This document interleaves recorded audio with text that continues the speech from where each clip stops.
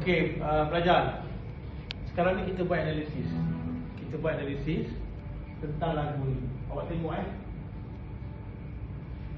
Kata lompat ni, kita sedang belajar tangan kiri kan. Itu accompaniment untuk kiri.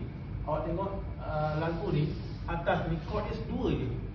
A minor, E7, A minor, E7, A minor, A minor.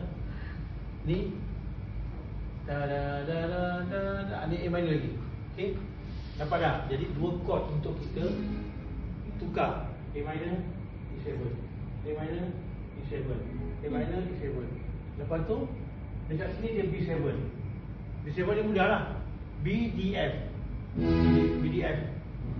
Okay, lepas tu A minor. Yang tadi C, D minor, A minor, E, B7.